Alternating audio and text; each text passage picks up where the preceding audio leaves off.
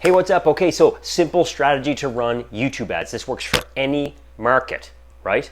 And the key behind this strategy is your ads have to be good. If your ads aren't good, then I can't help you, right? Because like every other ad network, Google is taking away control from media buyers and pushing more control into their AI and forcing us to be copywriters and ad creators and creative thinkers. So if you're not doing that now, then my strategy I'm going to show you here may not be all that useful. But what I'm going to show you is a Facebook message that I just had with a colleague of mine who also runs a lot, high volume in YouTube. They've been struggling, and he's like, I don't really have a process for what I'm doing. Well, I'm going to literally show you this Facebook message here in a second, and this is my process. And a lot of you might be surprised, but this is it. Rely on the creative. So let's hop over to my computer screen. I'm going to show you exactly what I told him.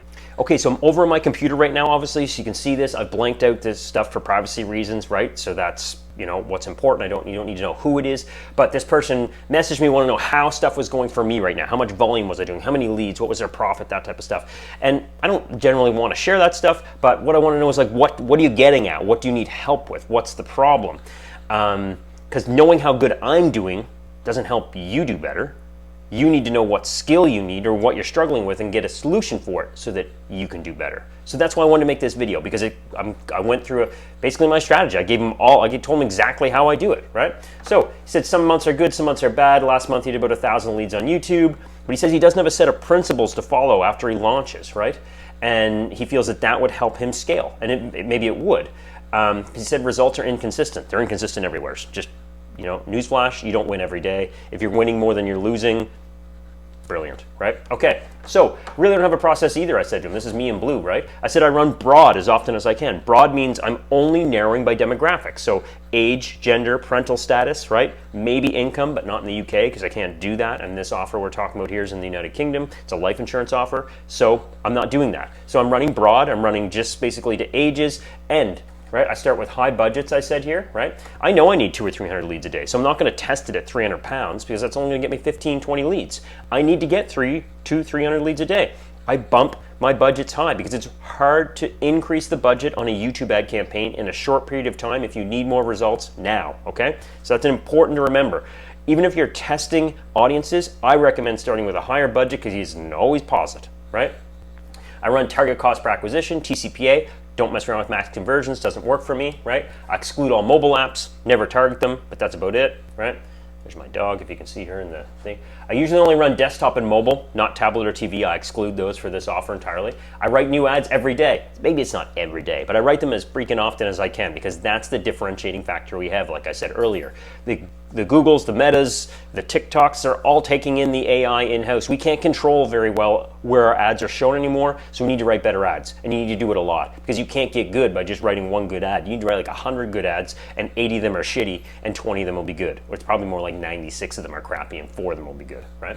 Okay, that's it, right? Most of my ads fail, and I say this right here. It can be frustrating sometimes to spend 10 days in a row creating new ads that don't work, and that drives me crazy because it feels like we can't be successful because I'm fighting to try and make a better ad, but we can't do it, right? And that happens. That happens to every single person. They lose money for a while. It just happened to us for 2 weeks in one of our accounts. I was beating my head against the wall. I finally just solved it. But up to this point, until like last Thursday, right now is November 22nd on Tuesday. So until like 4 days ago, we were losing money in one of our accounts. We usually do well, but we couldn't solve it for the last 2 weeks. We finally did, and we solved it with creative, right? But that's the secret, right? I don't optimize anything. I don't change the campaign. I don't go in and block channels. I don't start like excluding geos or crap like that. I may adjust, and I say this here, I may adjust the target cost per acquisition bid. I do that sometimes because if a campaign, say, has a 5,000 pound budget and it's only spending 1,000 pounds a day, chances are there's one of two problems. First problem is your target cost per acquisition bid is too low and YouTube can't spend all the money, right? So I may increase it in that instance. The other reason it could be not spending is because you've got too many campaigns competing with each other and another campaign's getting the spend. Now another instance I may lower the target cost per acquisition bid is if my campaigns are spending too much or they're spending the whole budget, results are too expensive, which means my bid is higher than it needs to be. You're trying to always find a happy medium where you want that TCPA bid to be. If it's too high and you're spending, you can probably lower it and still get similar results with lower lead costs, if that makes sense. I do pause ads every day. A lot of other gurus will tell you don't do this. We go in, especially if days are performing well, we don't touch anything, right? But if days are performing poorly, we'll go in and look at what ads, what campaigns we may pause a campaign. We may pause specific ads in a particular campaign. And the reason we'll do that is because we don't want to spend money on a crappy ad today. We'll pause it, we go in, we set an automated rule to turn that ad back on at midnight the next day and run it again, if it's shown to be profitable recently. So like if I've got an ad today it's out of our target KPI, it's too expensive, but the last 4 days it's been doing great, well, I'm not going to write it off. I'm going to pause it today, set a rule for it to come back on at midnight tomorrow, and try it again, right? And that's it. So he says one campaign, one ad group, multiple ads. I say sometimes, but most, I said, this is true. We had a campaign that was spending one campaign, one ad group, £15,000 daily budget. And it ran for like months. We kept putting new creative in it and it crushed it. It was using optimized targeting, right? But usually I have three or four campaigns, right, that are segmented by age for this particular, with multiple ads in each. He says, was it in with KPI? I'm going to answer this live while you're watching this here. Yes, for months, right? Like probably ran for maybe 4 to 5 months off and on with new creative being added. Anybody who messages with me, I don't spell check stuff. I probably should, but I don't, so you get a big jumble. But that's it, right? All right, I'm gonna pop over away from the computer now. Let's talk a little bit again here. So why did I want to share that? Well, first of all, this is interesting, right? I wanted to share this because this is like a live chitter chatter. People often, a lot of people talk in terms of like philosophical ideas or things that aren't, actual, right?